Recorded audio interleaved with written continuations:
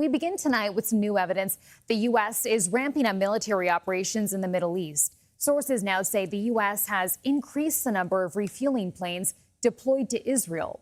According to flight tracking data, American B-1 bombers are leaving bases in the U.K. and dozens more medics are now being sent to a U.S. base in Germany. Tonight, President Donald Trump is threatening, quote, major military punishment if Iran-backed Houthi rebels in Yemen launch more attacks in the Red Sea. The Houthis claim they struck 2 Saudi oil tankers in the waterway yesterday. Saudi Arabia has been using the Red Sea because of Iran's near closure of the Strait of Hormuz. Secretary of State Marco Rubio says the U.S. is watching the Houthi threat closely. We've been engaged with the Saudis on a number of times over the last week in regards to that threat. It's not a new threat, but it's one that's manifested itself in the past. But at the gist of that issue is the fact that, again, Iran is in the middle of it. Talking about the troublemaker in the region, it's Iran.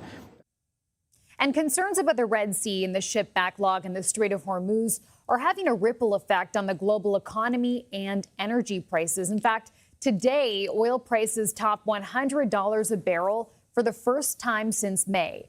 Experts say more expensive oil will push gas prices even higher.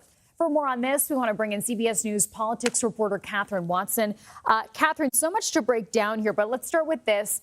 I want to ask what you make of this increased military buildup and how serious those new threats are from President Trump. Yeah, well, we're approaching a fortnight of U.S. strikes in Iran with no indication that those are backing down anytime soon.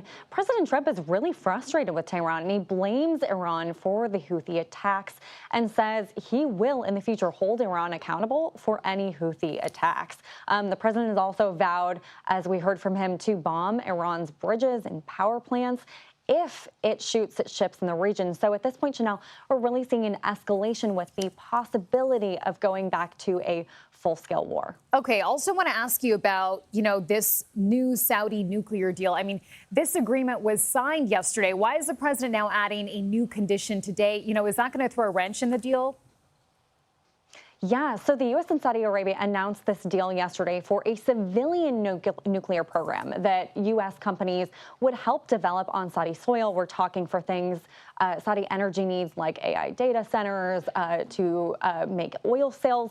But this morning, President Trump took to Truth Social and said the deal will not move forward unless Saudi Arabia joins the Abraham Accords. What are the Abraham Accords? Now, that's the framework for in the first Trump administration that the first Trump administration negotiated for countries to normalize relations with Israel. President Trump also said today that the Saudis will not be able to enrich nuclear material. That's something that wasn't totally clear in yesterday's announcement. The Saudis have yet to publicly respond, but those could be very real sticking points. And to your question about why now, a reporter asked the White House press secretary today in today's briefing why the president would add these conditions after the fact. She said, and I quote, "The president is always the final deal maker." Interesting. Okay. Also want to point out, the Biden administration considered a pretty similar deal during his term in office. Ultimately, that fell through because the U.S. required that Saudi Arabia and Israel would normalize relations. What's different this time? Yeah, so as you mentioned, the Biden administration was considering a fairly similar civilian nuclear program that was tied to normalizing relations with Israel. But then October 7th happened, and any hopes of a deal for that, any hopes of that fell through, talks fell through. A major thing that is different here is how exceedingly friendly the Trump administration, the Trump White House, President Trump himself is with MBS, is with the Saudis. And President Trump is really trying to strengthen those Saudi ties. His team sees them as critical partners in a really turbulent Middle East, but adding those stipulations seemingly after the fact could derail or at least delay the deal. Chanel. A fluid situation for sure. Kathryn, thank you.